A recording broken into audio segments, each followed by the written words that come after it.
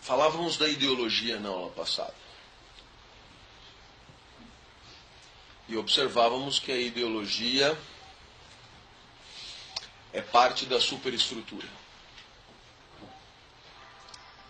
E dizíamos que sem infraestrutura não tem superestrutura. E, portanto, tentávamos mostrar para você que a ideologia está diretamente relacionada àquilo que pensamos sobre o que o mundo deve ser. E também dissemos que aquilo que acreditamos que deva ser o mundo é uma espécie de grude social. É o que permite que as pessoas se relacionem entre si. Observamos então que a ideologia tem dois elementos fundamentais. Um elemento puramente imaginativo, intelectivo, de crenças, de representações de mundo, de ideias sobre o mundo. E um segundo elemento prático, costumeiro, habitual, né? Um elemento de ação no mundo.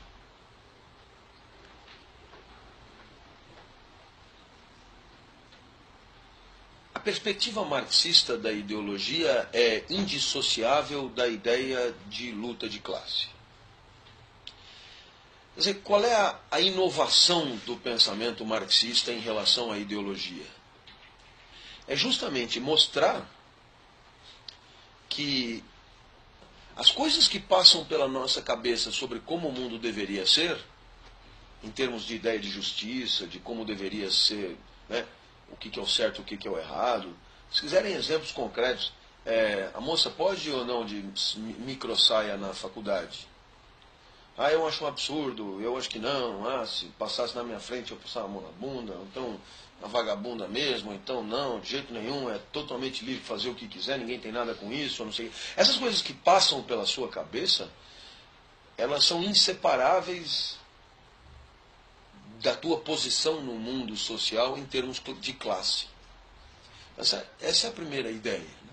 Quer um outro exemplo? Pode ou não pode fumar aqui dentro? Né? Até muito pouco tempo atrás, é óbvio que poderia. Né? Hoje é impensável que alguém tire um cigarro para fumar aqui dentro. Então você percebe que muito discurso foi feito e elaborado em torno de fumar ou não fumar. Isso é ideologia. Como que as pessoas devem se comportar na sociedade? Elas podem fazer isso ou não podem fazer isso? É muito interessante você, de uma certa forma, perceber que o que Marx está tentando mostrar para você é que as ideias não se justificam pelas ideias. Elas não se justificam por uma suposta veracidade.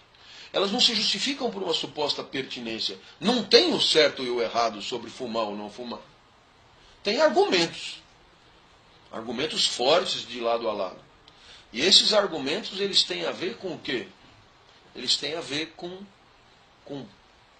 pertencimentos sociais profundos que são os nossos. Então, é isso que, de uma certa forma, o pensamento marxista melhora o conhecimento da ideologia. A ideologia é uma ideologia de classe. E a ideologia dominante é a ideologia da classe dominante. Né? E por quê? Porque a ideologia da classe dominada não chega a se configurar como tal. É o que eu dizia na aula passada. Né? Então, existe uma supremacia da ideologia da classe dominante por falta de adversário. Em outras palavras, a ideologia da classe dominante, ela se instala como uma obviedade. Hoje eu estou voltando de Brasília, onde ministrei palestra sobre a questão da qualidade de vida. E, naturalmente, eu me esforcei para mostrar que a qualidade de vida era uma espécie de programa de vida. Programa de vida apresentado como de qualidade. E eu me esforcei para mostrar que esse programa de vida apresentado como de qualidade não é o único programa de vida de qualidade possível. Ele é um no meio de infinitos outros possíveis. E para cada item apresentado como de qualidade de vida, eu apresentaria o seu oposto como qualitativo também. Aí contrata-se um mala que vem dizer que a qualidade de vida é uma ideologia hegemônica, né? Uma forma contemporânea de travestir a ideologia da classe dominante, né? Uma forma ultracontemporânea de apresentar um programa existencial como indiscutivelmente bom. E aqui é claro que você percebe que tem uma frase maravilhosa do Engels, que ele diz: a única verdadeira luta que está por trás de todas as outras na sociedade é pela definição da prática feliz. Mas assim, faça isso e seja feliz. Não, faça aquilo e seja feliz. Não, faça aquilo e seja feliz. Não, faça aquilo e seja feliz. E você percebe que existe uma luta pela definição de que tipo de vida corresponde à vida feliz. Se você pegar as capas de revistas semanais, perceberá o quanto essa luta está presente no alto escalão do mundo do capital. Né?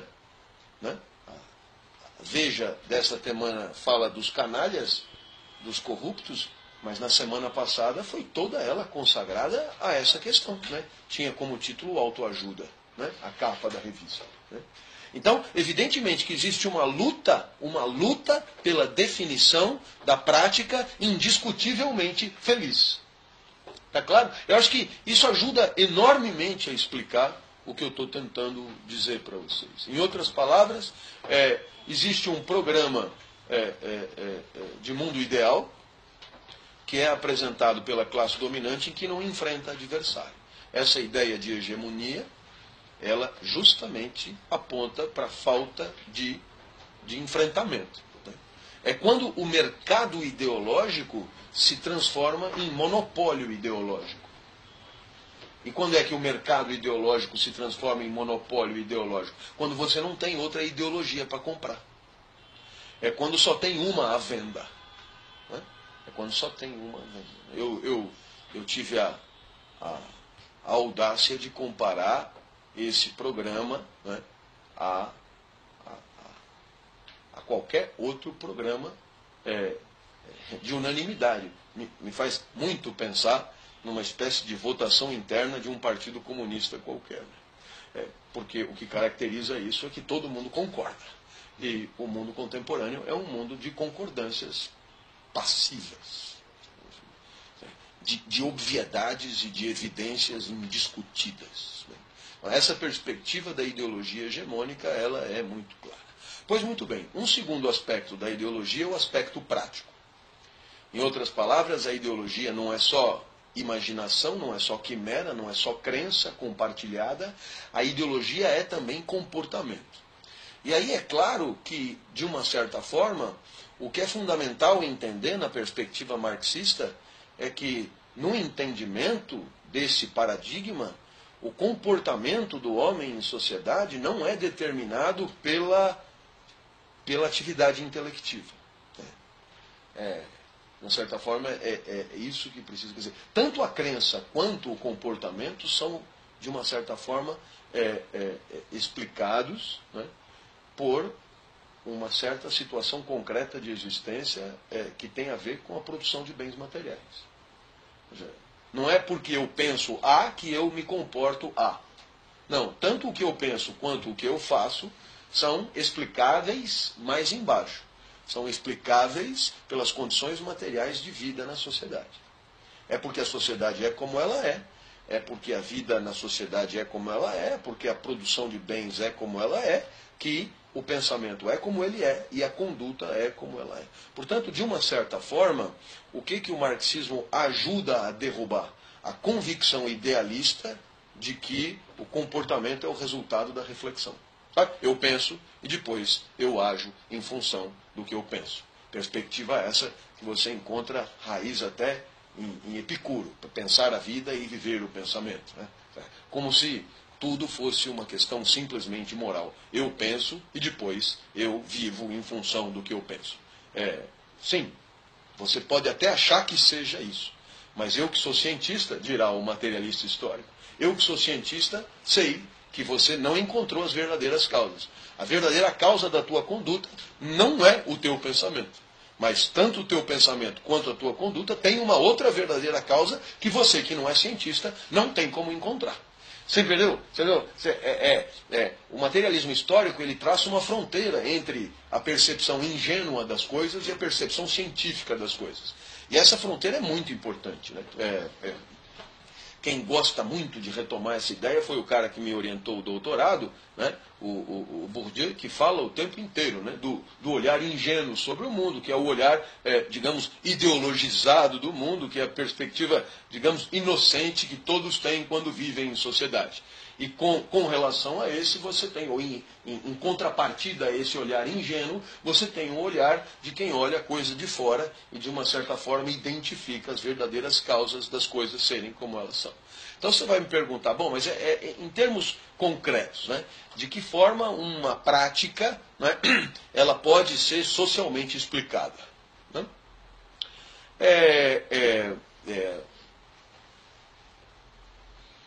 Eu acho que a primeira ideia fundamental é você entender que a ação humana, né, ela é, em grande medida, determinada por um certo estado do corpo que age.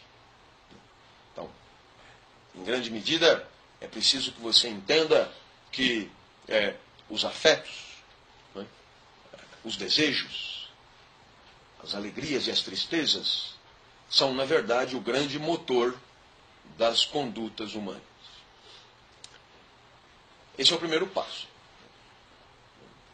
Então, se você disser para mim, não, mas eu decidi que eu ia comer um bolo de chocolate. Fui lá e comi. Foi isso que aconteceu. Primeiro eu pensei, depois eu fui lá e comi. Sim, você decidiu que foi comer um bolo de chocolate. Mas essa decisão não tem a sua origem aí. Essa decisão, por sua vez, é determinada por inclinações do corpo. E a relação das inclinações do corpo com o que passa na sua cabeça, essa você não enxerga bem. Essa você não vê bem. Você não consegue estabelecer o link de causalidade entre a alegria de pensar o bolo e a decisão de comer o bolo. Né? Um cara chamado Nietzsche disse: a consciência é o conteúdo de uma garrafa vazia num oceano de maremoto, em maremoto. Quer dizer, eu estou dentro da garrafa e eu não consigo entender por que a garrafa mexe do jeito que mexe. O dia que eu entender com a minha consciência por que a minha consciência é como ela é, a causa da consciência virou consciência. Isso é uma dificuldade de eu ir fora, por quê? Porque, por definição, eu estou dentro. Então eu não consigo estabelecer o link entre o que está fora da minha consciência e é puramente afetivo e o que é consciência, o que é pensamento, o que é intelecção, que vai virar conduta. Então eu acho que esse é o primeiro passo, né, que de uma certa forma você tem que considerar. Né? As emoções são o grande motor da conduta no mundo. Né? Até porque para você agir você precisa de energia. E essa energia, ela não é racional. A razão não é energia. A razão, pelo contrário, consome energia. E para você agir, você precisa de energia. Então, essa energia é de natureza afetiva. Aí você vai dizer, bom, mas e o pensamento aonde entrou? O pensamento existe para justificar inclinações do corpo que são as que são. Não sei se você me entendeu. O teu corpo se inclina para o bolo de chocolate, e a tua razão vai encontrar um meio de justificar para você e para o mundo que você vai comer o bolo de chocolate. Portanto, de uma certa forma, o pensamento é uma consequência de uma disposição física. Está claro? Não sei se me entendeu. Né? É um elemento justificador ou legitimador para você e para qualquer um, né, de por que você age do jeito que age. E quando você age do jeito que age, é porque o teu corpo se inclinou do jeito que se inclinou. E se inclinou do jeito que se inclinou porque ele é o que ele é. Né? E o mundo é como ele é. E houve um encontro que determinou reações de parte a parte, e o pensamento passa por por justificar isso. De tal maneira que, na perspectiva que é a nossa, materialista, jamais o pensamento pode ser a origem da ação. Por quê? Porque, eu repito, né? Porque o pensamento, ele ele requer caloria. Quem já foi para spa sabe do que eu estou falando. Passa 15 dias num spa a 300 calorias, você começa a ficar idiota. Né? Posso te garantir, porque já fiz isso. Né? Eu não consegui entender textos que eu mesmo escrevi. Né? Bom, isso acontece mesmo fora do spa. Mas eu não consigo entender nem a revista Nova, não consigo entender nada. Por quê? Eu estou completamente lesado. E por que lesado? Porque, claro, a atividade intelectiva requer energia, eu não estou pondo energia, aquilo está grogue, eles chamam de bobose, aquilo está grogue. Então, você percebe o quê? Que o pensamento requer energia. Ora, como é que ele pode ser a base de energia que você precisa para agir? Tem alguma coisa esquisita nessa história. Razão pela qual, o que é que nós estamos propondo? O primeiro degrau da reflexão. Toda prática é uma prática afetivamente explicável. Bom, professor, excelente. Agora, e os afetos, por sua vez? Os afetos, por sua vez, eles são consequência do quê? Se eu me encontro, se eu me inclino diante de determinado mundo, se eu passo a desejar determinado mundo, antes de mais nada, é porque esse mundo ou apareceu na minha frente ou foi cogitado por mim. Em outras palavras, os meus afetos são o que são porque o mundo que me cerca é o que é. Então eu não posso entender por que eu me alegro ou me entristeço com certas coisas se eu não entender por que essas coisas estão aí. Então eu tenho que estudar a materialidade da minha vida no mundo para entender a materialidade das minhas afecções. Porque não tem como entender por que eu me alegro. Professor Clóvis, me conte um lugar onde você se alegra. Então eu vou estudar a sua alegria? Vai. Pois então tem que ir lá. Não tem outro jeito. É no mundo concreto que você tem os encontros que determinam as afecções. Uma mulher te despertou desejo. Não sei se me entende. Hoje em dia está tudo tão mudado. Mas digo, uma mulher despertou desejo. Não tem como entender o desejo pela mulher sem a mulher. Não, você percebeu? Estou deixando... Então, em outras palavras, se eu tenho afecções na sociedade, é na sociedade que eu tenho que buscar. Está claro isso? Professor, o senhor é de um didatismo irritante. Pois é, mas eu falo para eu mesmo entender, por isso que fica meio bobo. Entendeu? Então, ótimo. Agora eu te pergunto, vem comigo, hein? Se eu quiser saber sobre o mundo que me alegra, eu tenho que investigar o mundo em que eu vivo, certo? Muito bem. Será que eu deveria começar pelo Sri Lanka? Não, por quê? Não vive lá. Eu não, nem nunca fui. Pois é. Então é um método estúpido, meio luso, de estudar os meus afetos, começando pelo Sri Lanka. Por exemplo, embora tudo seja globalizado, talvez fosse mais útil começar mais perto. Talvez fosse mais útil começar mais perto. Né? Então, onde é que você vai começar? Vamos começar onde você vive. Então você vai dizer, bom, eu vivo em São Paulo. Legal. Então, vamos começar a estudar os meus afetos. Eu já sei um lugar legal. Num cartório. Tem um aqui perto do shopping Eldorado. Lá tem profissionais de cartório. Eu vou começar por ali para entender por que você se alegra como você se alegra. Então eu vou dizer, eu não sei se a estratégia é boa. Eu não tenho muito a ver com cartório. Eu só fui 1 ou 2 vezes a cartório e fiquei o mínimo possível. Não sei se é bom. Então não sei se você percebeu, mas você tem que buscar o mundo que me afeta onde é mais recorrente o meu encontro. Como se fosse tração orbital de probabilidade de presença no mundo. Essa ideia do orbital é fabulosa.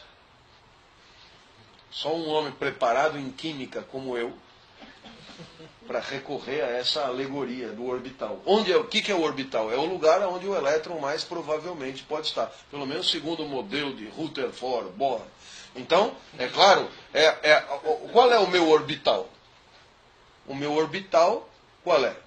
Então, dirá Marx, o burguês é a burguesia e o proletário é o proletariado. Então, esse foi o recorte que ele propôs. Um recorte de classe. Então, você percebeu? O orbital você pode recortar de um monte de jeito. Você pode recortar um orbital familiar. Você pode recortar um orbital etário. Né? Por exemplo, eu tenho muito mais contato com pessoas na faixa de 35 a 50 anos do que fora dessa margem. Pode ser um orbital etário, pode ser um orbital... enfim, né? Mas o Marx propôs este orbital aí. Então, em outras palavras, se eu quiser entender por que eu ajo do jeito que eu ajo, eu tenho que entender a que classe eu pertenço. Então é através do estudo da classe social que eu vou entender as minhas práticas. É o pertencimento a uma classe social que vai permitir entender o quê? O que eu penso do mundo e a minha prática, a minha conduta, o meu comportamento. Por quê? Porque é na classe burguesa que eu me alegro, é na classe burguesa que eu me entristeço, ou na proletária. É na classe burguesa, portanto, que eu me deixo afetar. Portanto, é a classe burguesa, digamos, o espaço legítimo de explicação dos afetos que determinam as minhas inclinações no mundo. Por essa razão, eu devo fazer uma investigação de classe para entender o que? Os cacuetes, os costumes, as práticas e as recorrências da minha conduta no mundo. Então, aí fica evidente que você poderia concluir que eu, porque fui socializado na burguesia, eu tenho um comportamento burguês. Eu tenho um jeito burguês de ser. E eu acho que você sabe que isso faz sentido, porque tem até música dizendo burguesinha, burguesinha, burguesinha. Por quê? Porque tem cacuetes, tem jeitos de ser que são tipicamente burgueses e, de uma certa forma, você aceita que o orbital classe social é um orbital legítimo para entender certas práticas e certos costumes que são, de uma certa forma, definidos nessa classe social. Mas isso significa dizer que todos que estão na sua mesma classe social se inclinariam pela mesma coisa? Não. É claro que os afetos, eles são sempre singulares, porque o teu corpo é singular. Mas eu também não posso saber como você se afeta se não entender o mundo que te afeta. Porque se você for partir para uma radical singularidade de tudo, não se faz ciência. Porque a ciência pressupõe recorrências, a ciência pressupõe leis gerais, e você tem que, de uma certa forma, criar generalidades. Talvez abusivamente. Talvez a ciência seja mesmo um estupro do real, como diz o Foucault na primeira conferência do Verdade e Formas Jurídicas. Talvez o real não se deixe estudar. Talvez a ciência seja uma impossibilidade. Mas na hora que eu vou fazer ciência, eu tenho que buscar recorrências. Você é singular, mas o espaço que te socializa não. Por isso, é claro, eu vou encontrar pontos de tangência nesses processos socializatórios, que são processos de classe. Então a classe social é o espaço de definição de crenças e convicções do certo e do errado.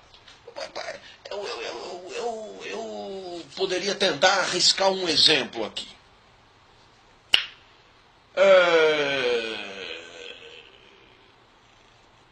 Assistiram a televisão antes de ontem? Não. Na televisão antes de ontem, os jornais televisivos apresentaram a cota de popularidade do presidente Lula. Eu não sei se você chegou a ver, mas o presidente Lula, se você juntar excelente, ótimo e bom, não sobra nada. Sobra o quê? 10%, 11%. Sobra ninguém.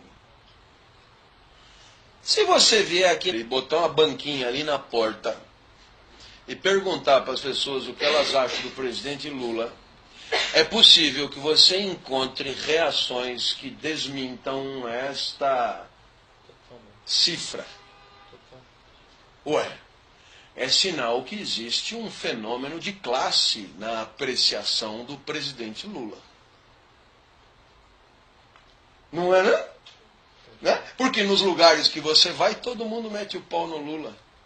E é bem legal, porque se você não sair daí, você tem a nítida impressão que todo mundo odeia. Só que de vez em quando vem a televisão e diz 90% acha ele do caralho. Aí você olha e diz...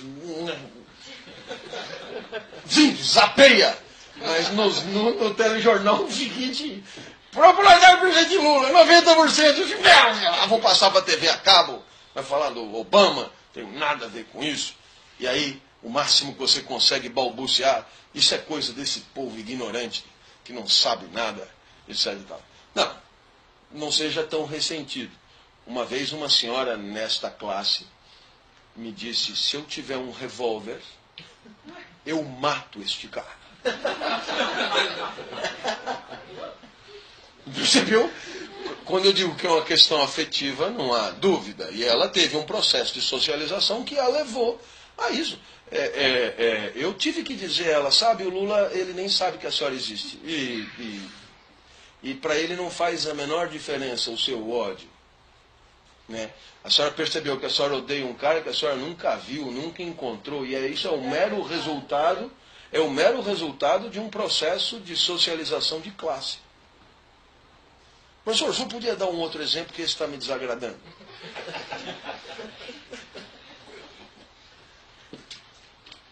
Eu poderia dar um outro exemplo, que a Dilma não acompanha essa popularidade. Isso talvez possa te reconfortar. O rapaz ali, graças a Deus, acompanhará, anota aí. Isso não faz isso. Estou brincando com você. Eu acho que você entendeu, então, que a perspectiva marxista é a perspectiva de que, se eu não entender a inscrição e o pertencimento numa classe social, eu não entendo nem as crenças dessa classe, nem a ideologia no seu aspecto de representação de mundo, nem a ideologia no seu aspecto, que eu diria, prático, concreto, habitual, né, de costumes, de práticas, de jeitos de ser, e assim por diante. Eu só acrescento um elemento nessa reflexão, muito importante. O corte por classe social não é o único possível. E de uma certa maneira, eu aprendi a enxergar a fertilidade em outros tipos de recorte. Como, por exemplo, o conceito de campo, né, de Bourdieu. O Bourdieu, que é, em grande medida, herdeiro de uma tradição marxista, o Bourdieu vai propor que, se você recortar a sociedade de maneira diferente, você terá mais e melhores condições de estudar as crenças e as representações, bem como as práticas de um determinado agente social. Então ele vai propor a divisão da sociedade em campos, como o campo jurídico, o campo religioso, o campo jornalístico, o campo publicitário, o campo da política, o campo econômico e assim por diante. Onde ele vai procurar mostrar o quê? Que esses campos são relativamente autônomos. E esses campos, de uma certa forma, eles são espaços de relação social, socializadores também, aonde se definem crenças e aonde se definem práticas próprias a esse campo. Nós poderíamos pensar num jeito jornalístico de ser, e você sabe que existe. Poderíamos pensar num jeito jurídico de ser, e você sabe que, nossa, existe e muito. Né? Um jeito publicitário de ser, um jeito acadêmico de ser, um jeito... E você percebe, então, que os campos seriam espaços, digamos, novos tipos de orbital, aonde você pode mais provavelmente estar. Eu poderia dizer para você que eu sou muito mais acadêmico do que burguês, comparando essas duas formas de análise. Por quê? Porque o meu pertencimento no mundo universitário é muito mais definidor do meu jeito de ser do que o meu pertencimento na classe social a que eu pertenço, que é certamente, na perspectiva ortodoxa, o proletariado. Eu, né, sou um vendedor da força de trabalho, para quem explora o meu trabalho, eu sou um proletário clássico, um proletário da educação clássico. E é evidente que o pertencimento ao mundo acadêmico, ele é muito mais revelador do meu jeito de ser do que propriamente. Então, o que é que de uma certa forma, Bourdieu vai propor? Tal como nas classes sociais, o campo social é um espaço de enfrentamento, é uma arena de luta, né? Pela definição do quê? Pela definição do entendimento legítimo do mundo, de como o mundo deve ser.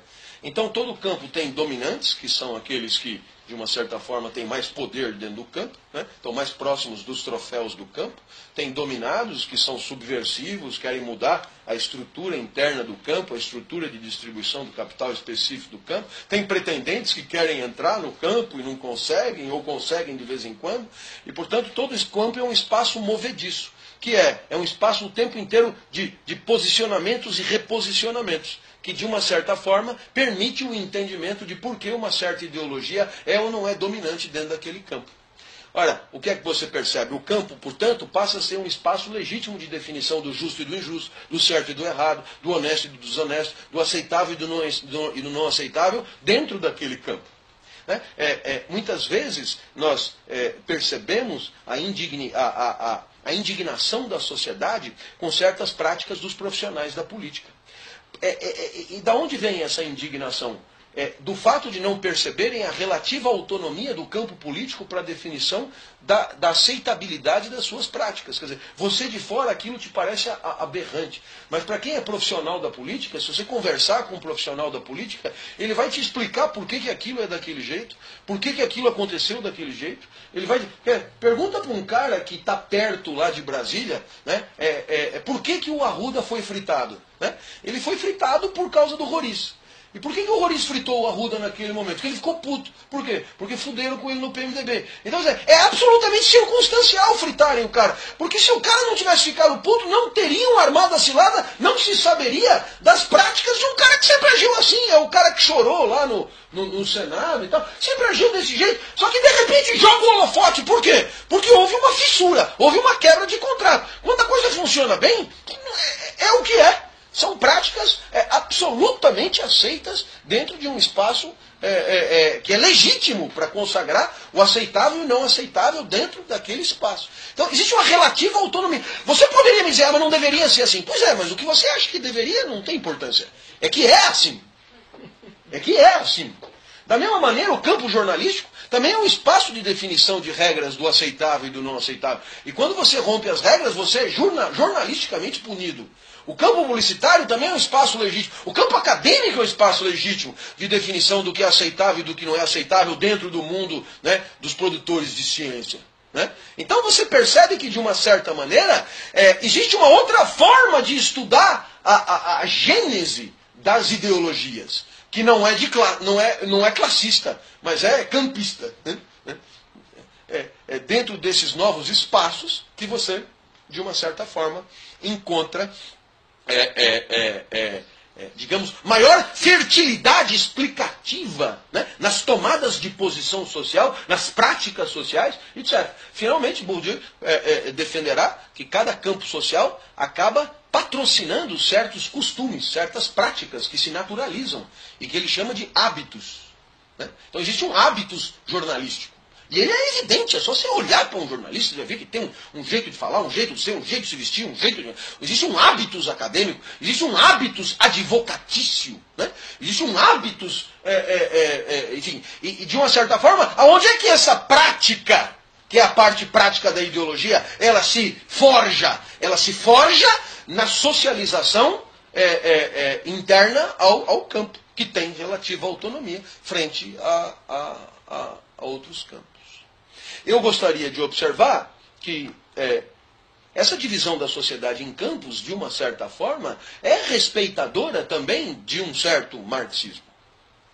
O Marx vai falar de regiões ideológicas. E o que são regiões ideológicas? Ele vai falar da religião, que é uma obsessão, ele vai falar da moral, ele vai falar do direito, ele vai falar o quê? Ele vai falar que, muito embora a ideologia seja uma ideologia de classe sempre, e a ideologia dominante é a ideologia da classe dominante. Uma vez dito isso, existe uma grande margem de autonomia nas ideologias para poder ser diferente do que elas são efetivamente. Em outras palavras, a determinação econômica é uma determinação relativa. Então, de uma certa forma, o direito poderia ser diferente do que ele é e continuará burguês. Não sei se me entendeu. Na hora H, o deputado pode escolher a lei A ou a lei B. E os dois continuarão dando conta de uma dominação e de uma hegemonia burguesa. Né? Na hora H, não sei se me entendeu. Quer dizer, de uma certa maneira, na hora de legislar, né, você não pode dizer a Câmara dos Deputados votou desse jeito porque a burguesia oprime o proletariado. Não. Se tivesse votado de outro jeito porque um deputado mudou de lado e tal, continuaria sendo o resultado de uma dominação de classe, que poderia ser diferente do que é. Poderia ser diferente. A religião poderia ser diferente do que é. O direito poderia ser diferente do que é. E ainda assim seriam explicáveis por uma questão de classe. Continuaria sendo uma ideologia de classe. Bom, eu gostaria muito de avançar nessa questão da dimensão prática da ideologia. Porque ela é obviamente a parte mais encantadora. E por quê? Porque quando você pensa numa transformação ideológica, quando você pensa numa mudança de maneiras de pensar, quando você pensa numa revolução, a parte mais fácil é fazer as pessoas mudarem de ideia. Não sei se me entende. Eu achava que o certo é isso, agora eu acho que o certo é aquilo. Essa é a parte mais fácil. A parte mais difícil, evidentemente, é você mudar práticas arraigadas, convertidas em hábito, e que são absolutamente coerentes com representações e ideias de mundo anteriores. Então, nesse sentido, eu repito, você vai encontrar páginas e páginas do Capital comentando esta ruptura entre a dimensão representativa da ideologia e a dimensão prática da ideologia. Ou seja, eu estou convencido de que mudei de ideia, mas na hora de agir, eu continuo agindo como se pensasse do jeito anterior. Não, sabe, você me convenceu. Só que eu volto a fazer exatamente o que eu sempre fiz. Então Marx comenta: qual será a grande dificuldade para o verdadeiro processo revolucionário? Certamente não é convencer as pessoas que a sociedade capitalista é injusta, porque isso va de soi, como dizem os franceses. Isso é uma obviedade. Eu não preciso gastar uma caloria para dizer para você, para convencer você, que a sociedade brasileira é uma sociedade que patrocina um verdadeiro asco de distribuição de renda, que a sociedade brasileira é uma sociedade asquerosa, que a sociedade brasileira é uma sociedade onde alguns têm acesso à saúde privada e outros se fodem literalmente, que a sociedade brasileira tem uma educação privada de elite e uma educação pública cada vez mais indigesta, indigna, medíocre. Eu não preciso gastar, muito embora... Antes que me digam que eu exagero, deixa eu falar. Né? Mas eu não preciso dizer. Isso talvez você se convença fácil. Agora, daí a aceitar uma mudança de práticas, daí a aceitar a alteração do seu jeito burguês de ser, isso são outros 500. E por quê? Porque a perspectiva marxista é bem essa, é muito mais tranquilo um convencimento intelectivo do que uma revolução de costumes, de práticas, etc. E é por isso que, não nos interessa aqui, mas é por isso que, de uma certa forma, durante muito tempo, acreditou-se que a dominação burguesa deveria ser seguida de uma ditadura do proletariado. Por que uma ditadura do proletariado? Por que esta fase da ditadura do proletariado? Certamente não é para convencer as pessoas que a dominação burguesa era ruim. Isso elas já se convenceram. Mas eu preciso de uma fase longa que é uma perspectiva de natureza propriamente prática. Eu preciso mudar comportamentos. Ok? De uma certa maneira, certamente já ouviram falar em Mao Tse-tung, certamente já ouviram falar na Revolução Cultural, e Mao Tse-tung, de uma certa forma, também defendia a mesma perspectiva. Eu preciso de uma fase. Mudar uma ideologia, revolucionar uma ideologia, não é fácil. Não porque as pessoas não mudem de ideia, mas porque elas não mudam de comportamento. Elas não mudam de estilo de vida ou de maneira de ser. A parte propriamente prática da ideologia é a mais reativa, é a mais emperrada, é a menos permeável a grandes transformações. Professor, e sobre ideologia poderíamos continuar falando até o fim da vida. Né? Eu gostaria de retomar aqui, porque eu tenho a convicção de que você não levou a sério a bibliografia pequena e sumária que eu te dei no nosso último encontro. Mas seria muito auspicioso que você tivesse um encontro com o pequeno, grande texto da professora Marilena, O que é Ideologia, da coleção Primeiros Passos. Não se iluda, eu repito, com o nome da coleção. É um pouco mais do que só os primeiros passos.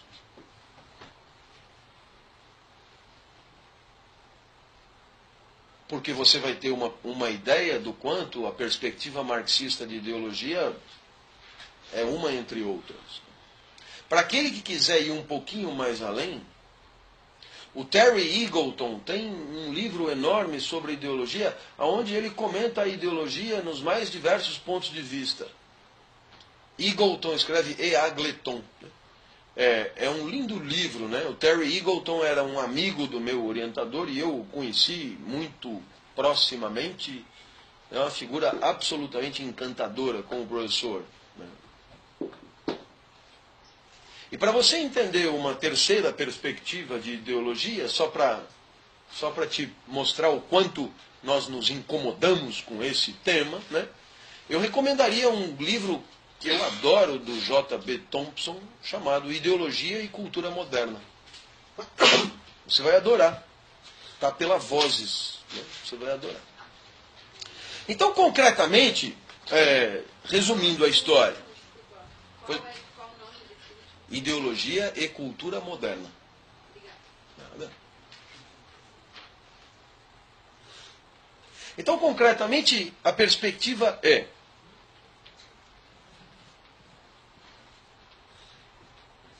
no sistema capitalista, o capital se concentra. Então, o detentor do capital é, obviamente, cada vez menos numeroso e cada vez mais rico. O outro grupo é cada vez mais numeroso e cada vez mais miserável. Conclusão óbvia, vai chegar uma hora que o grupo mais numeroso vai dar porrada no grupo menos numeroso. Isto nunca aconteceu. Então, naturalmente, toda a reflexão sobre a ideologia decorre desta problemática. Por que que a revolução não aconteceu? Naturalmente, ninguém poderia dizer, porque o burguês detém a força física. Não, porque a luta de classe raramente se resolve no cacete. Então, é evidente que se não tem a força física é porque não precisa ter.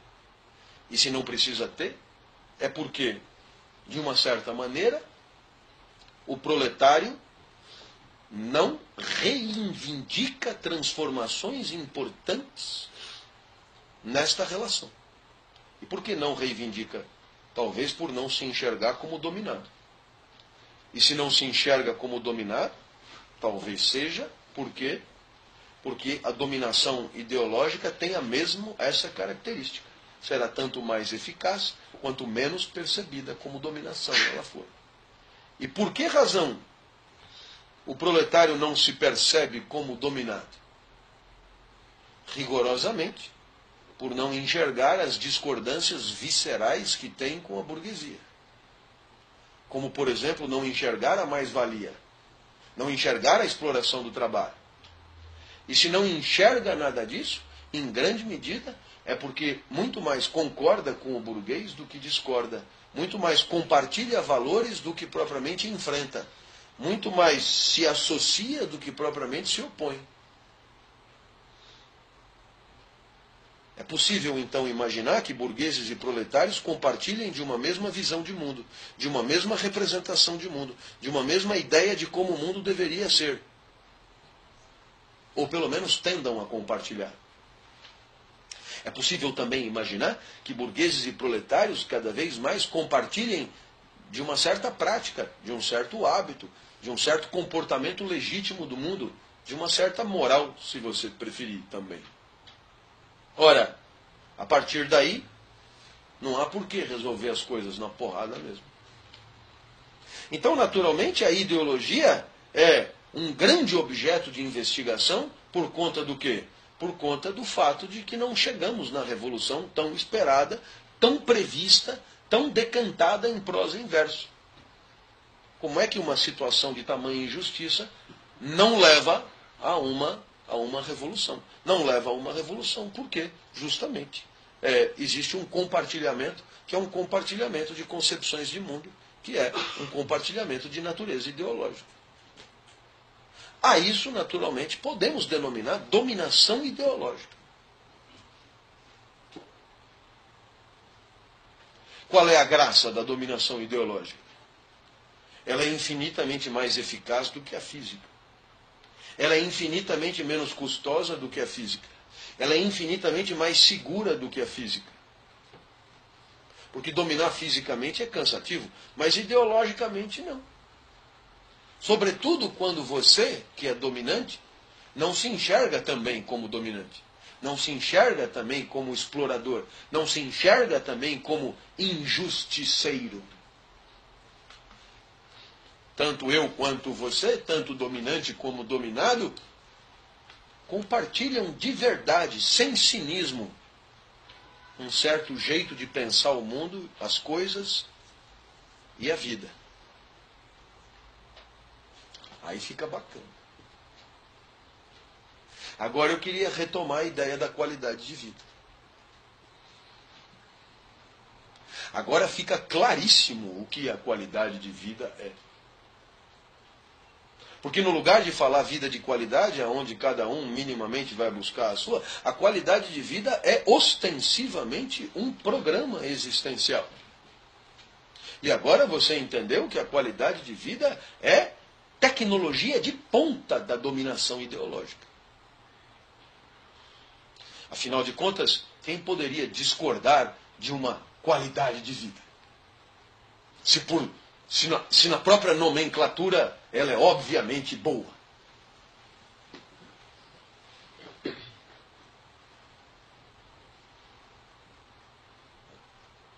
Então, naturalmente, a interpretação marxista para a qualidade de vida é, digamos, parte integrante de uma ideologia hegemônica, ultra eficaz, indiscutida, porque é impossível de ser contrastada. Não tem qualidade de vida 1 e qualidade de vida 2. Não tem, sabe, qualidade de vida A, qualidade de vida B, qualidade de vida C, qualidade de vida D. Não tem. Só tem a qualidade de vida, cujos critérios já foram estipulados. E nós chegamos ao absurdo de ter que aceitar que nos digam quando a nossa vida é boa ou quando a nossa vida é ruim, para além das nossas sensações, das nossas alegrias, das nossas tristezas, dos nossos afetos, O exemplo que eu mais tenho aperfeiçoado, eu tenho melhorado esse exemplo, é o do churrasco. Porque a quantidade de quilos de carne é elemento da qualidade de vida. Você vai a um churrasco e se empapuça de carne. Neste meio tempo, tua mulher trepa com outro atrás de uma moita. Então veja que bacana, porque professor, eu não estou entendendo. Não tá, você descobre a tua mulher atrás da moita, você se entristece a ponto de pensar em abreviar a existência, empapuçado de linguiça.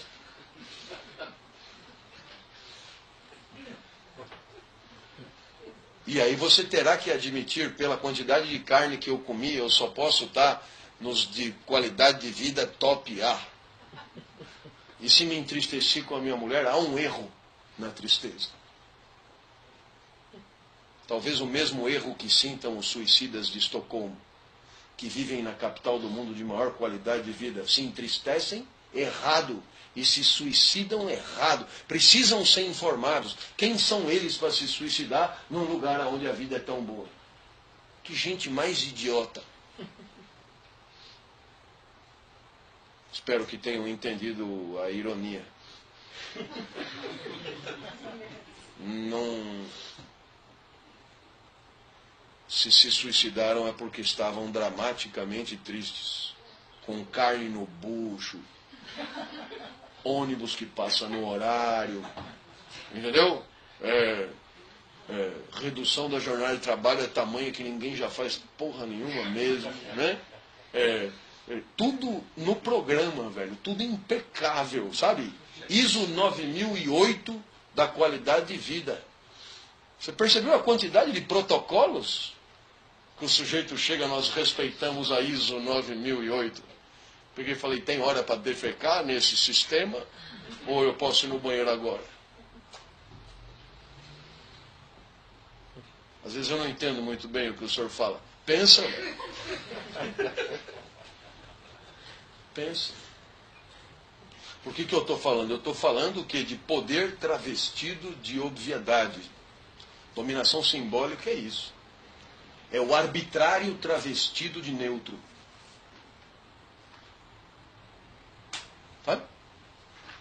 Ao invés de dizer, é assim porque eu quero, eu digo, é assim porque a Organização Mundial do Trabalho, da Saúde ou do Capeta disse no seu último relatório que, não sei, eu não tenho nada a ver com isso. Eu higienizo o apetite em nome de uma verdade indiscutível e absoluta.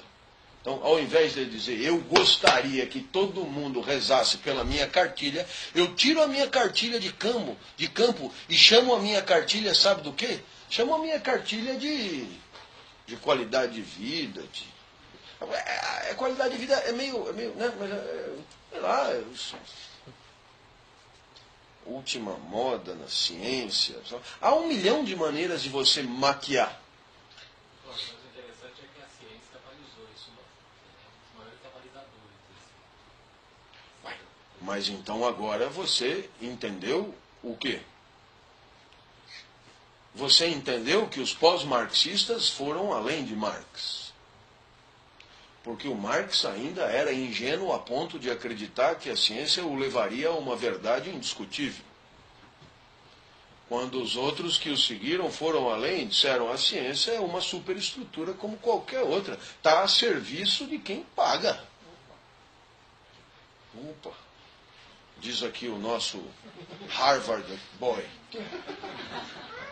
Está a serviço de quem paga. Mas é óbvio. A evidência disso está quando você se mete a fazer um pouquinho de ciência. E você percebe que para fazer ciência você precisa de bolsa, para fazer bolsa, para ter bolsa, SNPq, CAPES, FAPESP, e aí tem os caras que dão a bolsa, e tem as zonas de fomento, e tem não sei o quê. E tudo é, e poderia ser diferente do que é, e não tem nenhuma obviedade naquilo, e tudo aquilo respeita a uma relação de forças fodida que você não entende, e você acaba comprando como se fosse o quê? De uma neutralidade impoluta. E se porventura você quer pesquisar alguma coisa que não está na zona de fomento, você acaba concluindo que você está desalinhado com os verdadeiros interesses da sociedade quanto à ciência. Quais são os verdadeiros interesses? É o que o dominante diz que é. Bom, além da ideologia, o segundo aspecto da superestrutura que Marx destaca é o que ele chama de estrutura jurídico-política. Mas essa a gente comenta depois no intervalo. O Estado e o direito.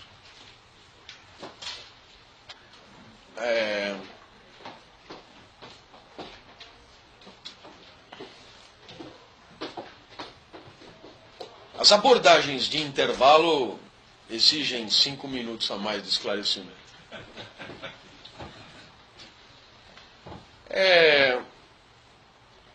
Professor Clóvis, essa história de hábitos, não sei se ficou claro. Estou confuso.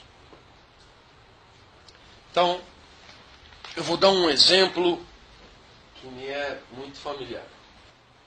O campo que me é mais familiar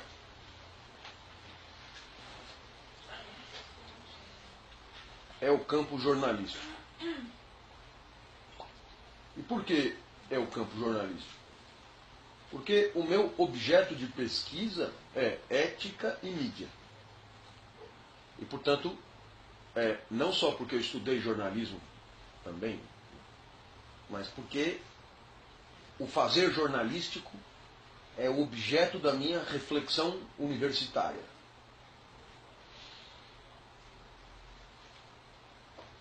Por isso, a prática jornalística é objeto da minha pesquisa. E por isso eu mandei jornalista falar sobre... pedi para jornalista falar sobre o próprio trabalho. E eu vou dar algumas declarações. Eu espero que isso te ajude a esclarecer o que é o hábitos.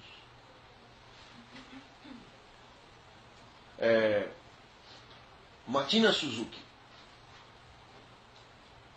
Abro aspas. A entrevista foi feita no restaurante América da Alameda Santos, regado a iogurte. O CNPq nunca me reembolsou. Sim, porque foram 6 horas de entrevista, aquilo... Penso que... No dia seguinte. Hã? No dia seguinte. Não, ele que tomava os iogurtes. Eu não tomei nenhum, porque... E ele disse, eu fazia a folha com os olhos fechados. Quando eu fui para abril, é como se tivessem tirado o meu chão. A impressão é dele. Eu vou repetir, olhos fechados, tirado o meu chão. Não preciso ir além. Clóvis Rossi. Quando eu estou de férias, eu não posso me impedir de enxergar quando alguma coisa acontece, o lugar da notícia na folha, a foto que vai sair, a manchete que vai sair, etc. Eu vou repetir, eu não posso me impedir de... Terceiro exemplo. Esse terceiro exemplo é particularmente significativo porque é de um cara que trabalha na Folha, chamado Gerson Moreira Lima, e também ele era presidente da comissão do Provão de jornalismo. E ele deu a seguinte declaração: o problema do aluno, quando vai começar a trabalhar como repórter, é que ele não tem reflexo de pauta. Então, naturalmente, eu perguntei, o que demônios é isso? E ele me disse, no jornalismo como ele é feito hoje, você não pode pensar para saber se um tema é pauta ou não é pauta. Isso tem que ser imediato, intuitivo. Quando você tem que pensar para saber qual é a pauta, você está fora do timing do jornal.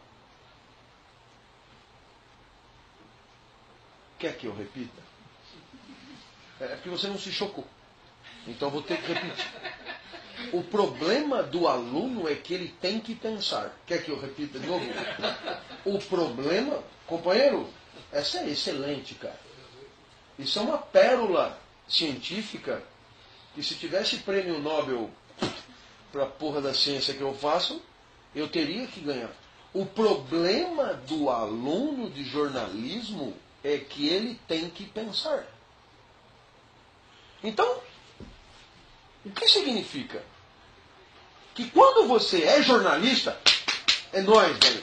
Você é jornalista, tem jornalismo no sangue, e a metáfora é sempre do corpo. Tem jornalismo na veia, tem jornalismo na pele. A pauta está na pele. Você não precisa pensar, é óbvio, é imediato. Está na pele? Como assim a pauta está na pele? Isso não é sarna. É que, na verdade, quando você é jornalista, você faz jornal todo dia. E por fazer jornal todo dia, você acaba, de uma certa forma, sem precisar pensar, associando certos fatos a certos valores jornalísticos. Não sei se você me entende. Então, de uma certa forma, depois de um certo tempo, você não precisa mesmo mais pensar. Porque aquilo é óbvio. É óbvio que isso aqui é pauta. E o que é mais legal, como é social, todo mundo concorda. Todo mundo compartilha. Dando a impressão que aqueles fatos são, obviamente, indiscutivelmente relevantes. Quando, na verdade, eles são só o resultado do quê? De uma socialização comum. Você entendeu que o hábitos permite a você agir sem precisar pensar? Como diz o Bourdieu, é uma orquestra sem maestro. O hábitos decorre de uma socialização interna a um campo, que, como é muito comum a vários agentes do campo, faz com que as práticas comuns sejam entendidas como as únicas possíveis, óbvias, obviamente pertinentes, quando na verdade só são fruto de uma convenção da qual você não participou, mas da qual você é vítima. Não sei se você percebeu.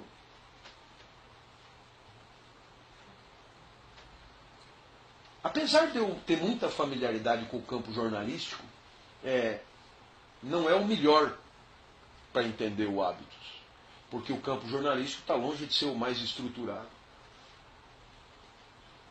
Quando é que um campo é bem estruturado? Quando ele tem troféus, o valor dos troféus é compartilhado por quem joga aquele jogo. Quem joga aquele jogo entende como o troféu obviamente valoroso e não precisa nem ser, o valor do troféu não precisa ser demonstrado. É o que Bourdieu chama de ilúsio do campo. É quando o valor do troféu é tão óbvio que... Né?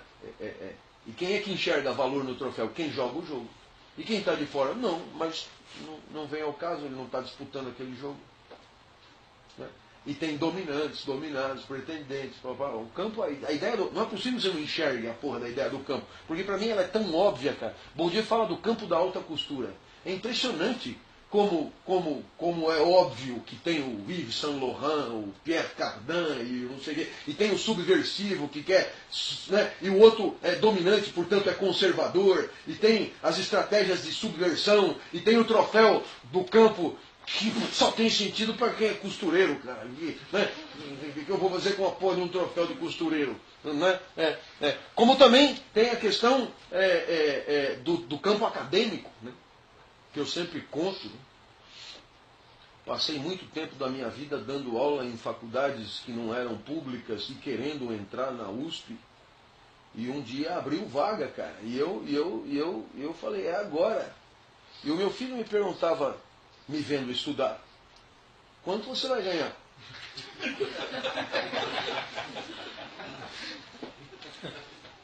E eu dizia, menos. Mano, peraí, deixa eu ver se eu entendi. Você está se fudendo aí para ganhar menos? Por quê? Porque a remuneração do campo acadêmico não é salarial. Porque o capital acadêmico não é econômico, ele é simbólico, como é evidente. E por isso as pessoas se estapeiam para ganhar menos. E isso faz muito sentido para quem joga esse jogo. E aí você faz livre docência e não sei o quê, e é vítima de uma carnificina para ganhar tostãozinho. Por quê? Porque não é. O troféu só entende quem joga. Então eu acho que você entendeu que, do mesmo jeito que tem um hábitos jornalístico, tem também um hábitos acadêmico. Um jeito professoral de ser.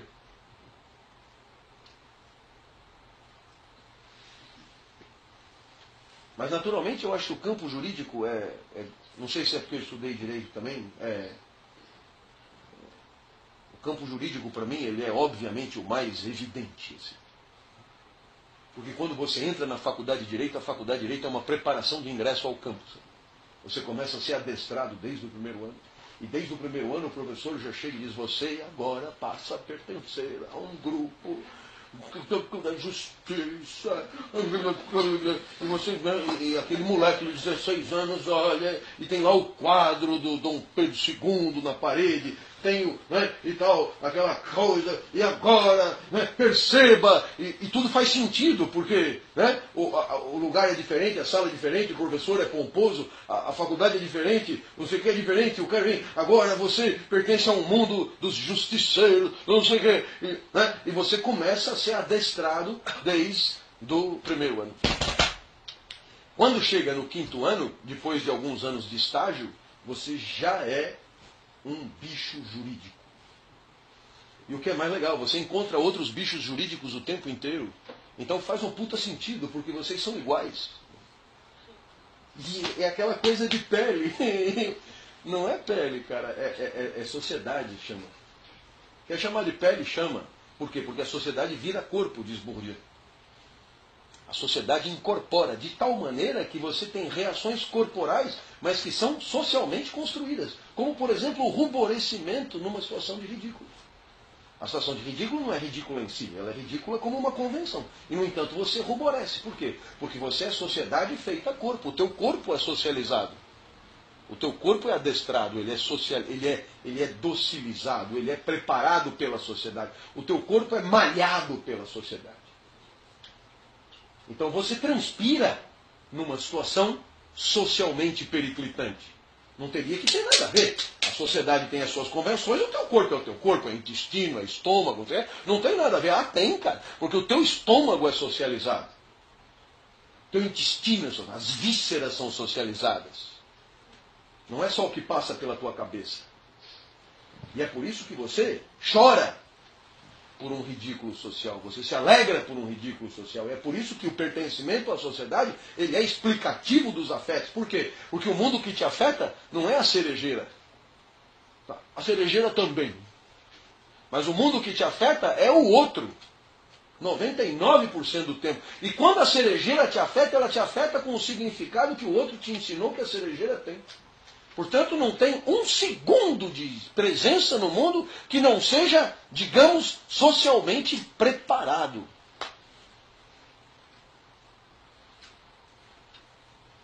Só, eu esqueci de falar de uma coisa do campo jornalístico que eu acho muito legal, para entender ainda essa questão do hábitos. Pô, eu não sei se você já foi para um lugar diferente que dá 3 beijos.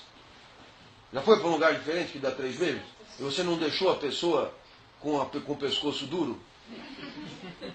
Por quê? Porque você habituou a dar um beijo só. Né? Claro, você percebe que você se adestra, se condiciona a certas regras sociais. Quando muda o lugar, você fica, como diz lá o jornalista, sem chão. Não sabia o que fazer com a mão, dizia Milton Neves. Eu fico 8 horas no rádio e eu fico 8 horas falando no rádio sem pensar, me disse ele diz, eu ligo o piloto automático. O outro disse, eu faço a folha de olhos fechados. Percebe que a metáfora é sempre a mesma. Eu posso fazer sem pensar. Agora, eu fui para a televisão e eu não sabia onde pôr a mão, ele me falou. Ou, outras palavras, eu não tinha hábitos de televisão. Eu não tinha, sabe? Mas a melhor explicativa, tem um curso do Estadão, onde eu trabalhei 5 anos, que fique claro, que é um curso que forma jornalistas. Mas como chama o curso? Tem um nome, vem no cartaz, sim.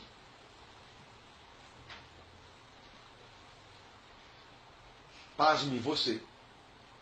Você não é um acadêmico ressentido.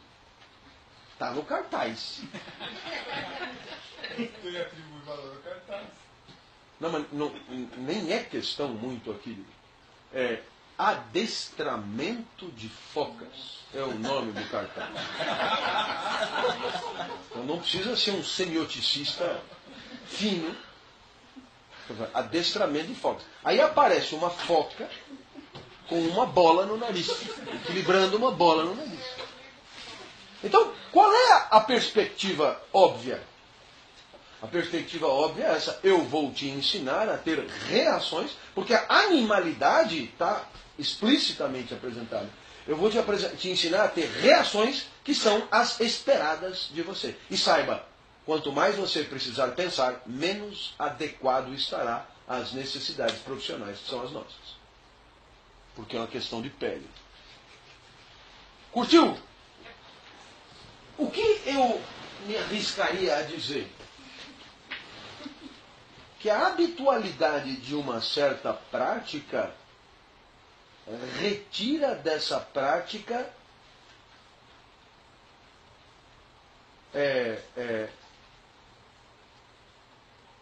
a sua dimensão de tristeza, sabe? Eu quero dizer o seguinte, quer dizer,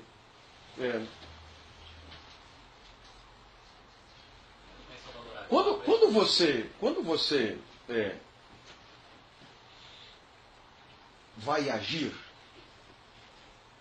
como servidor público, me sinto um pouco à vontade, porque prestei concurso, né? Fui isso durante um certo tempo. Quando você vai agir como servidor público, então eu poderia te dar um exemplo, né? Eu fui chavecado para corrupção em 1 ano e meio de trabalho em Brasília, que foi o tempo que durou o meu saco. Eu fui chavecado para corrupção, digamos, 1 vez por semana. Então dá aí umas 70, 80 vezes. Né? Então, passa pela sua cabeça, num primeiro momento, o benefício. E esse benefício na sua cabeça determina em você um ganho de potência. E o ganho de potência determinado, acompanhado de uma ideia que lhe dá causa, denomina-se esperança.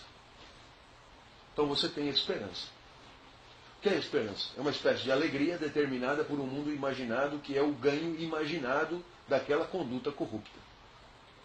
O caso mais pitoresco que eu vivenciei foram as agrogirls da UDR.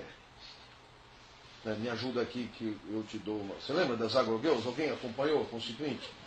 A UDR invadiu Brasília com prostitutas de primeiro nível. Você pensa que eu estou brincando? Alguém acompanhou isso mais de perto? Ricardo? Não, eu acompanhei muito de perto, mas... Não, eu acompanhei muito de perto. Mas estou dizendo, teve dias de votação de reforma agrária que aquilo era um puteiro absoluto. Tinha agrogirl para tudo quanto é lado. E sobrava até para assessor. Você entendeu? Quando sobra para assessor é que o senador, pelo amor de Deus, tira isso aí, não aguento mais. Ele já se empapuçou. Então só para o assessor, manda lá para o assessor, coitadinho, né? Outra coisa. Aí chega a agrogirl, me chegou uma agrogirl chamada Neura. Eu peguei e falei, eu não posso comer uma mulher chamada Neura, porque eu corro o risco de ter uma performance pífia com você, né? Mas eu tenho que dizer Neura. Você me excita, não dá, velho.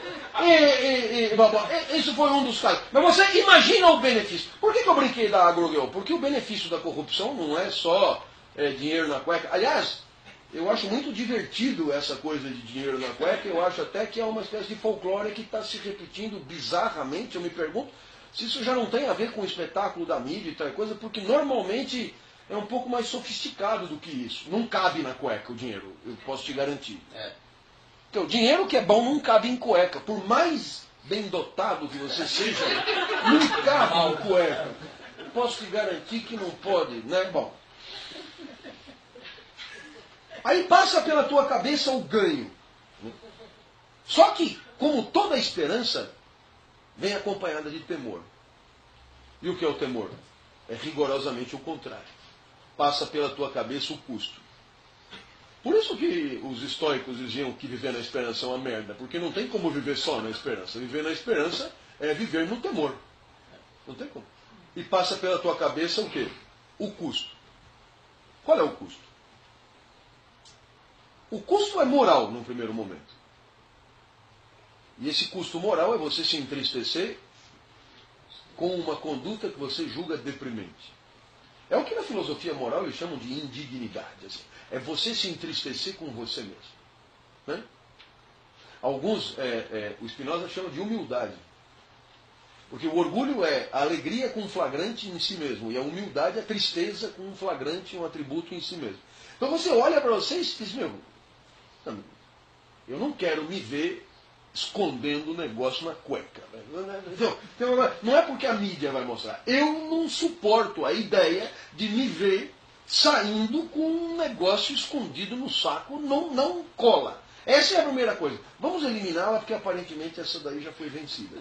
Porque as pessoas ganham crosta contra isso. Né? Depois de 10, 15, isso desaparece. O segundo medo, o segundo custo, ele é institucional. Na minha opinião. O que é institucional? É uma exoneração. É você, sabe, trabalha no Senado, você está exonerado, né?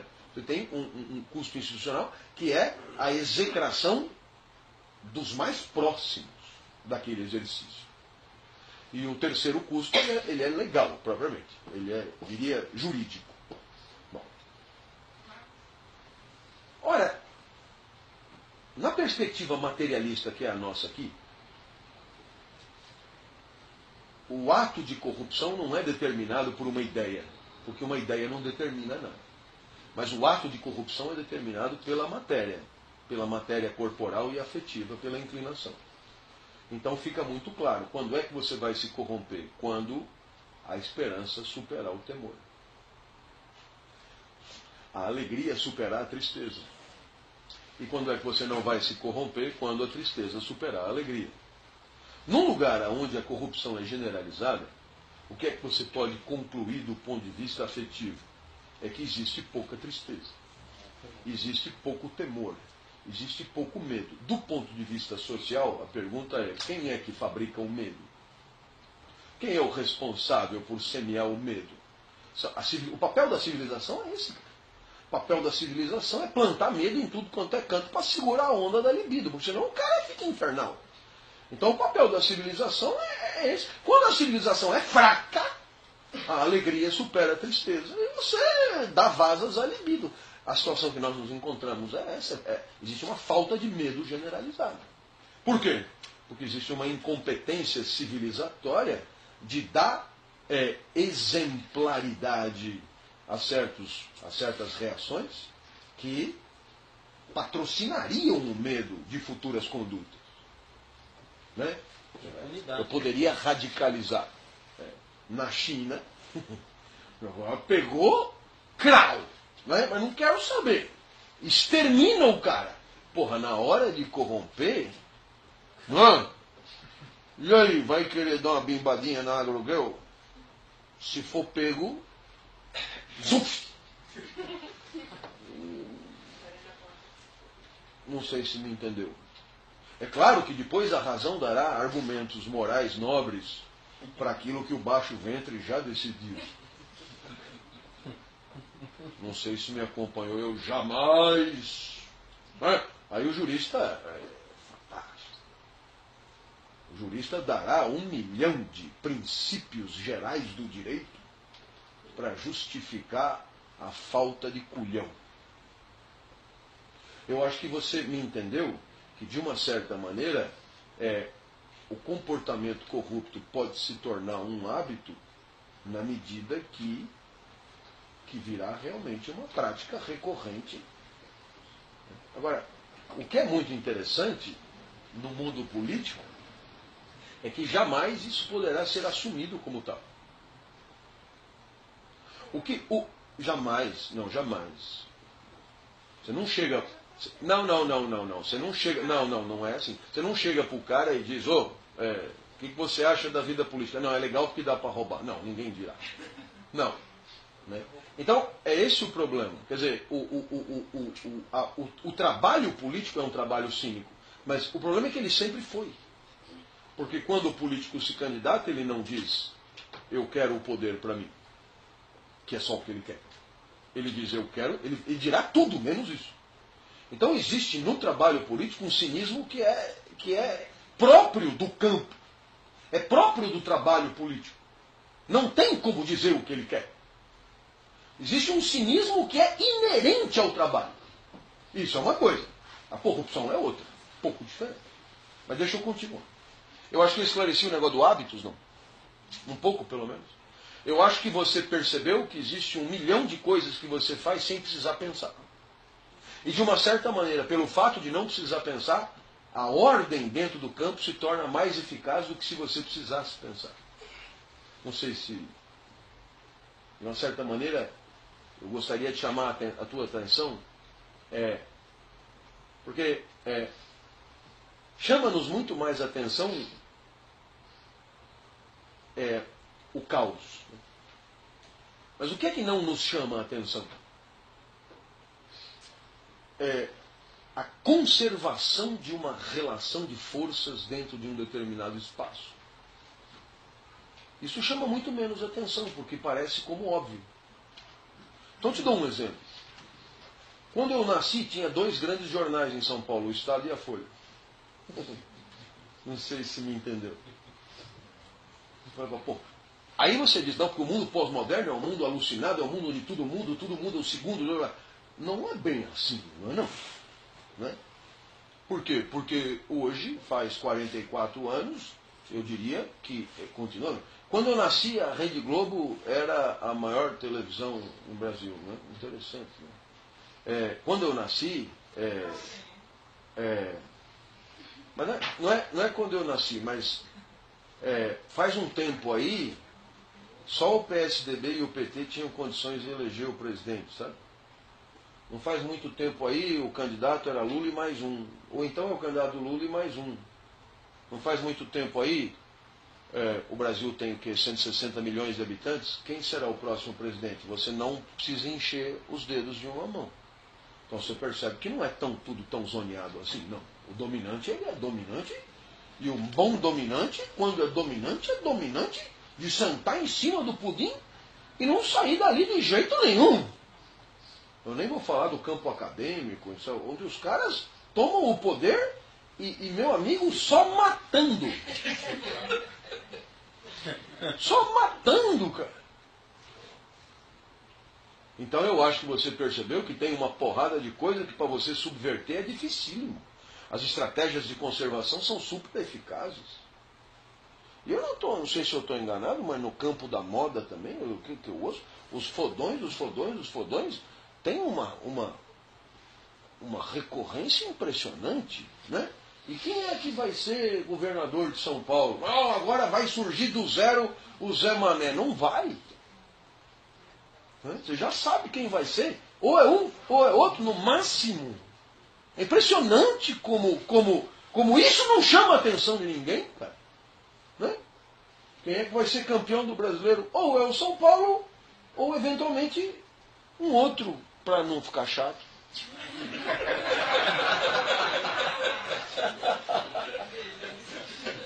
O senhor é desagradável. Eu mudo de exemplo. Então, eu acho que você percebeu, mas de uma certa maneira, na hora de revolucionar, não é tão simples assim. Por quê? Porque as estratégias de conservação são poderosas. E o que é pior, a sociedade vira corpo. Eu queria insistir nessa ideia. A sociedade vira corpo. O hábitos é a sociedade feita corpo. É uma definição fudidíssima. Sociedade feita corpo. Eu nem vou falar do abdômen. Eu nem vou falar da tirania estética. Eu nem vou falar. Não preciso. Eu posso ser mais sutil do que isso. Você se alegrará e você se entristecerá em função de expectativas sociais que escapam a você completamente. Bom. O Estado é uma máquina de opressão. A ideia do Estado como uma máquina de opressão da classe dominada é uma frase de Marx decantada aos 4 ventos. Mas, naturalmente, é óbvio que você sabe que o Estado não se apresenta como tal.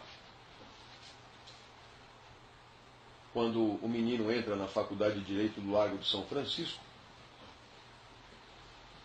ele logo aprende que o Estado está lá para garantir a justiça. Então, eu não sei se você percebeu, mas quando você vai estudar direito, não é a ótica marxista que você aprende em primeiro lugar. E nem em segundo, e nem em terceiro, e nem nunca. Por quê? Porque a partir do momento que você entender que o Estado é uma máquina de opressão da classe dominada, é óbvio que fica difícil ser um aplicador do direito. Como assim aplicador do direito? É assim que eles se denominam. Eu só estou seguindo a nomenclatura oficial. Então, naturalmente, quando você pensa em poder executivo, poder legislativo e poder judiciário, e você vai estudar o Estado como ele se apresenta, o que é que você rapidamente aprende? Que o poder legislativo é o poder de normatizar as relações sociais dentro de um determinado território.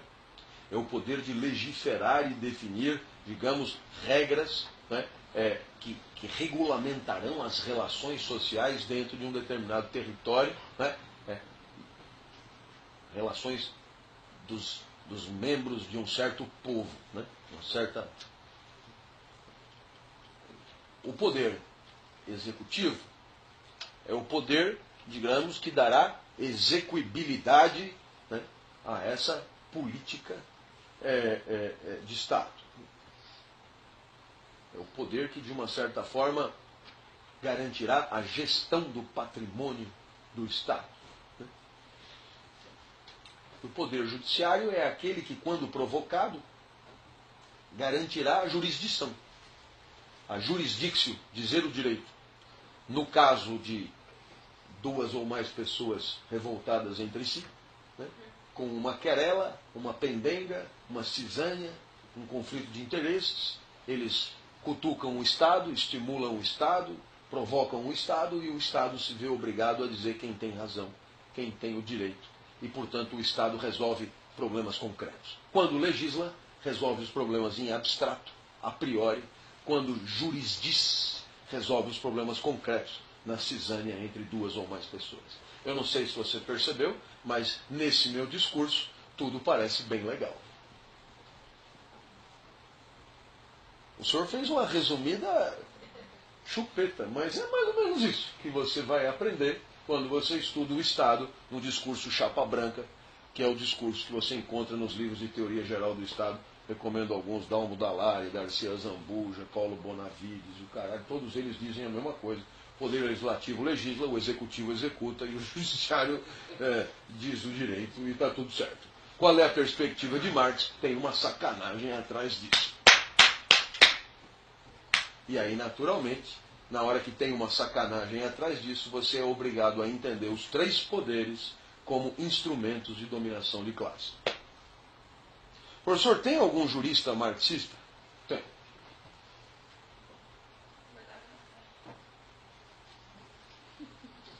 É esquisito? É um pouco. Porque o cara é obrigado a ter um pé numa perspectiva fudidamente crítica e o outro pé dentro da dogmática jurídica. Ou então ele fica só de fora jogando pedra. O que é uma possibilidade também. Mas, sei lá, por exemplo, no Brasil eu acho que o jurista marxista de maior prestígio hoje é o professor Alaor Café Alves. Então, ele tem um olhar do direito marxista. O direito é um instrumento de dominação de classe. Se eu trabalho no direito, quando trabalho no direito, faço parte dessa engenhoca que oprime a classe dominada. Fazer o quê? É o que dá para fazer. Mas, de qualquer maneira, o olhar marxista sobre o direito é esse. Ora, quando você estuda o poder legislativo, qual é a análise marxista clássica? É que o deputado ou é o burguês ou é um laranja. que está a serviço da burguesia para legiferar em proveito da burguesia. Olha, esse é o caso, digamos, mais obviamente cristalino. De fato, o deputado é mesmo isso. Em grande medida, ele é um representante da classe. Quando o burguês é mesmo fudido, ele não vai ele para Brasília, ele elege alguém. Quem é o burguês que elege alguém? Ah, sei lá, veja aí, é só abrir o jornal. O senhor está me constrangendo. É curso de Marx, velho, né? Não enche o saco. Professor, mas não tem como eleger sem dinheiro? Não tem. Mas não tem a lei que regulamenta? Então, mas ninguém respeita a lei. Por isso que não dá para se eleger sem esquema. Porque a lei de fato restringe, mas não tem como. Ah, então por que não muda a lei? Isso é difícil, sabe? Mas é esse o grande problema. O poder legislativo é um poder a serviço da classe dominante. Naturalmente que você poderia perguntar, mas professor, eles não dizem lá, todos são iguais perante a lei? Isso não desmentiria a ideia? Não seria mais claro dizer o burguês vale mais que o proletário? Porque se tivesse na lei o burguês vale mais que o proletário, ficaria mais evidente que ele é o resultado de uma dominação. Você que pensa. Por que você que pensa? Porque se tivesse assim, eu estou aqui a serviço da burguesia e, portanto, o burguês vale mais que o proletário, é possível que o proletário percebesse a sacanagem. Né? Não sei se me entendeu.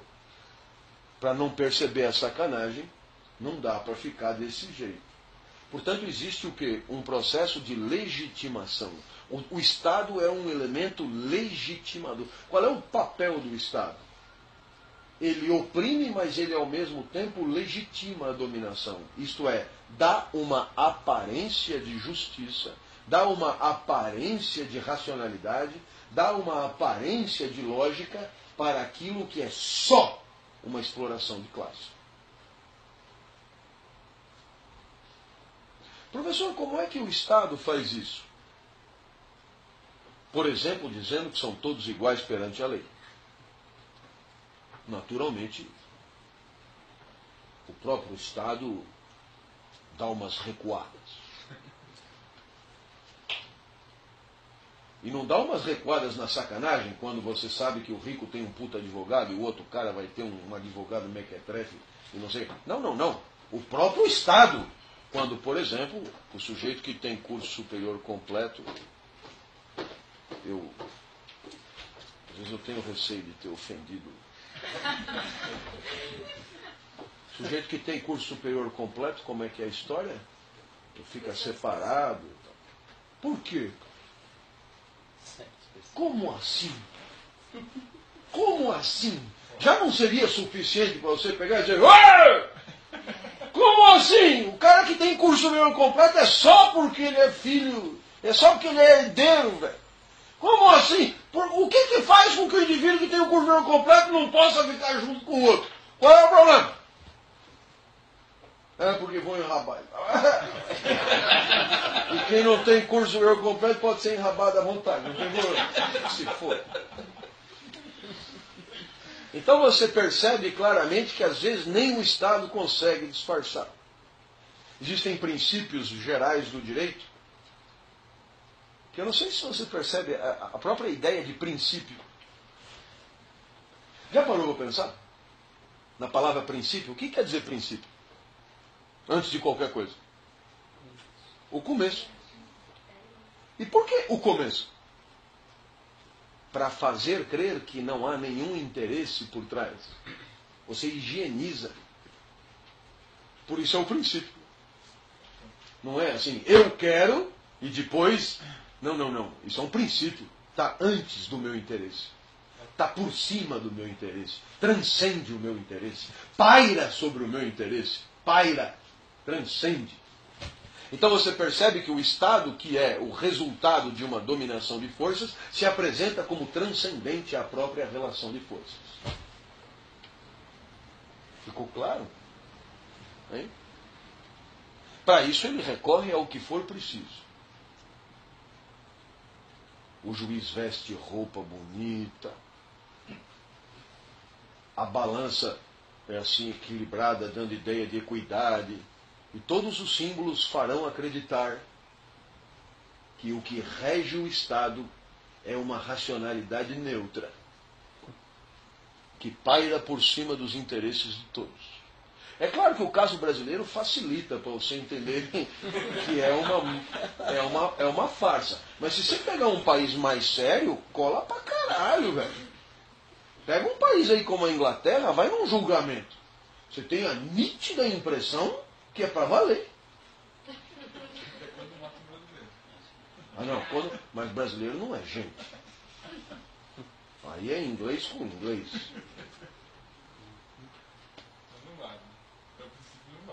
Foi excelente o exemplo.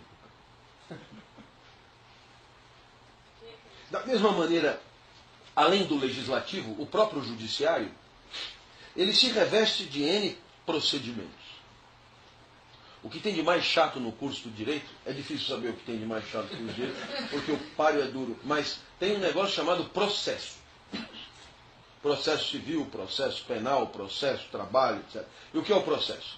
O processo é o seguinte: ele conta a regra do jogo. Então é dramático de estudar. É a mesma coisa que ler as regras do jogo sem jogar, entendeu? É um negócio muito doido. Primeiro faz isso, prazo para isso, não sei o que para isso. E tudo faz crer o quê? Numa coerência interna indiscutível. Isso é assim, isso é assim, isso é aquilo. Então, quer dizer, uma coisa se justifica pela outra. Agora, quando você pergunta a razão de ser do todo, aí, é claro, não tem resposta. Por isso os juristas, um dos primeiros livros que um aluno de direito lê tem como título A Teoria Pura do Direito. Por que teoria pura? É verdade. O Hans Kelsen, um dos mais importantes teóricos do direito da história, escreveu um livro que é uma bíblia do aluno do primeiro ano de direito, que chama Teoria Pura do Direito. Pô, o título é bacana para você entender. Por que teoria pura? Não me vem com contaminações sociais, políticas, de interesses, tal coisa. O direito, ele é higienizado, ele é lógico internamente. E a essa lógica interna dá-se o nome de dogmática jurídica. E Hans Kelsen propõe uma lógica piramidal. Então, quer dizer, a Constituição legitima tudo. E esse aqui é porque está coerente com a Constituição. E o de baixo é coerente com o de cima. E o de baixo é coerente com o de cima. E o de baixo é coerente com o de cima, com o de cima e com o de cima. E o de baixo é coerente. Então, a coerência é toda ela interna. Uma coisa justifica a outra dentro. Então, existe uma legitimação do A pelo B e do B pelo A. E aí você diz, sim, mas e a parafernália toda? Essa está higienizada de todo tipo de contaminação social. Curtiu? Quando a Constituição foi escrita, a minha tese de doutorado foi sobre isso, processo de redação da Constituição, e a minha tese chamava La Constitution de 88, rupture et marchandage. A palavra marchandage, acho que não precisa nem ser traduzida. Eu vou repetir, marchandage. A tradução melhor é barganha. E por quê? Porque o Centrão dá isso, o outro o quê? Agrogueu, o agroboy come esse, dá esse, entrega esse. É um puteiro mesmo. É um mercado. E o que é o texto constitucional, no final das contas? É o resultado da putaria. Quem passou mais a mão na bunda de quem e ganhou mais em violência, em coisa doente, não sei o que tal. Chega no final, que você tem um texto que é o resultado de tudo que existe de mais assim mesquinho na face da terra, breca tudo, faz disso um texto de uma coerência interna indiscutível, com caput, a linha e não sei o quê, faz isso em forma de Bíblia e todos juram sobre a Constituição. E graças a esse ritual, você o quê? Você sacraliza o texto constitucional, purificando-o de toda a excrescência que, na verdade, estava na sua gênese. Não é legal? E a partir de então, o jurista vai interpretar o texto constitucional por ele mesmo. como se nada tivesse acontecido antes. Ah, se foi o cara do Centrão que deu uma garota de programa para o deputado aprovar, isso agora acabou. Agora é o texto que vale pelo texto. E para não ficar muito chato do texto valer pelo texto, quando o jurista quer falar em quem elaborou o texto, sabe como é que ele fala? O espírito do legislador. Não é legal? O espírito do legislador é o que existe de mais legal para ele. Sabe por quê? Porque não é a ambição do legislador, não é o tesão do legislador, não é a volúpia do legislador, não é o tesão do legislador, não, é o espírito do legislador, porque o espírito não corre nenhum risco de ter ambições mesquinhas, frívolas, desejos, interesses. Sabe? É o espírito do legislador. O que o espírito do legislador quis dizer? E quem é o legislador? Não é o deputado A, B ou C. É um legislador genérico que teria escrito a Constituição em Júpiter e mandado por aviãozinho para nós. O espírito do legislador. Não sei se você está entendendo a perspectiva, a crítica marxista ao Estado. Então, tudo no Estado vem revestido de aparência de neutralidade e racionalidade, porque tudo precisa mascarar a sua verdadeira natureza, que é de opressão e dominação de uns sobre outros.